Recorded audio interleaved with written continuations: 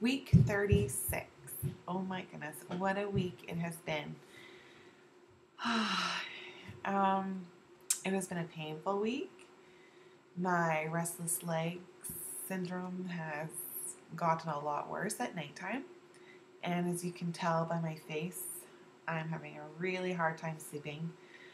Oh my goodness. I'm so thankful I hope I don't have it once I'm not pregnant anymore. I feel bad for the people that have it all the time. This week, also, the Braxton Hicks have kicked into high gear, being really, really painful.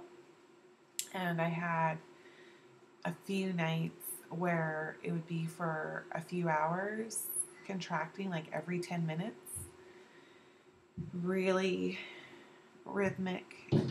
Even one night it became like the period cramps going the front and the back, and not the stomach tightening. It was like the cramping, which is frustrating because it's hard to tell when you're in real labor or not with those. Like, with Braxton's that you're not. But with those, it's no different. With Venix, I had them for weeks before I had him. And I would be dilating, but then it would just stop. And with him, he'd be like 5 o'clock in the morning. Like, there's so many times I woke up at 5 o'clock in the morning with them and had them for a couple hours, few hours, and then they go away. And with this baby, it's when I go to bed. All of a sudden, the cramping will start for a few hours, and it'll be every few minutes. Like one night I was waking up from my sleep with them. They were so painful. And you're like, okay, this may be it. This may be it. Because they're getting stronger. They're peaking like normal contractions. They're getting closer together. But then all of a sudden, they'll just be done. So preparing my body, just not continuing. So with Zayden's pregnancy and with Venix's pregnancy, I also had show before I went to labor with both of them. And I haven't had that with this baby. So I kind of think, well, if I don't see anything, then I'm not in real labor. So it's quite frustrating because, you start thinking, oh my goodness, I could give birth anytime.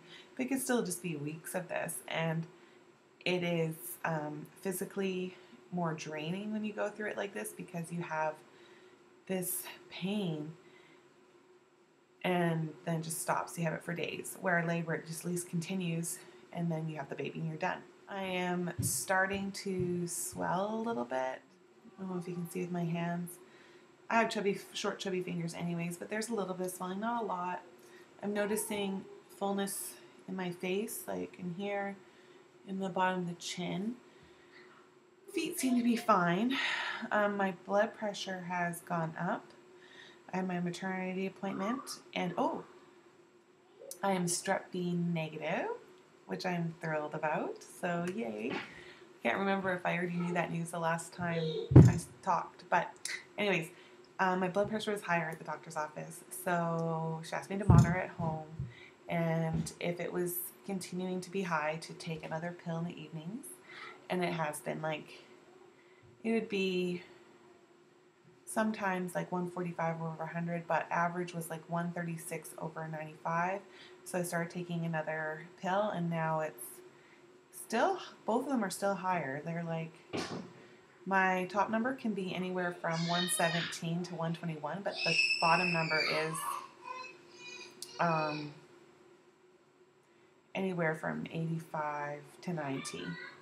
So I'm a little bit concerned about that because if they deem my blood pressure to be a problem, then even if I don't get preeclampsia, they may induce me. And if you've ever been induced, you know that it is hell. You're not meant to be in active labor that long. Zayden, I was induced and I was in active labor for like 10 hours. Like, that's insane.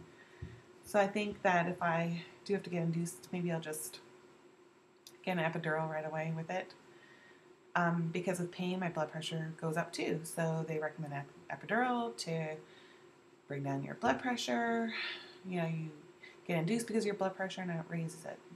It's frustrating. So I'm hoping that rather this baby comes on its own really quickly, or my blood pressure gets stabilized.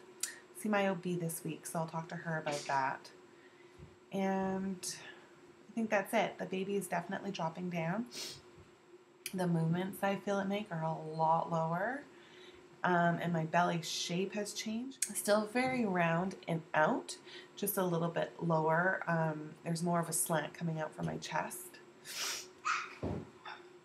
And I don't know if I'm getting a cold or if it's just that pregnancy congestion. Time will tell. But I'll show you what I mean with the stomach. I don't know if you can see that bulge right here, but it's the baby's bum or its back. It's always sticking out there. It's not on the other side. So what do you think? Do you think, see, it doesn't seem it's going on quite a downward slope now. So I think that it's looking like it's starting to drop down. What do you think? It's still very pointed out. The front, it looks like my belly button's sticking out now, but it's just the top of where the piercing is and my belly button. This side I sure look really pointy. Oh my goodness. See, it's still inny. See if I can show you.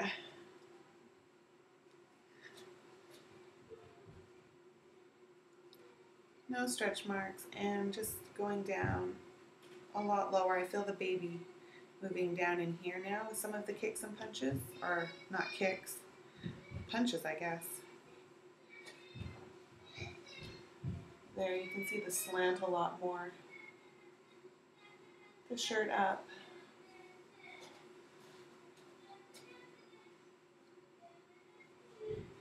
I was saying to my friend midweek this week that I'd be surprised if I was still pregnant by the end of the week because the practice contractions and things were so strong and so rhythmic, but things have slowed down a little bit. So I'm sure I'll be doing a week 37 video. And it'd be rather a week 37 or a meet the baby video, one of the two.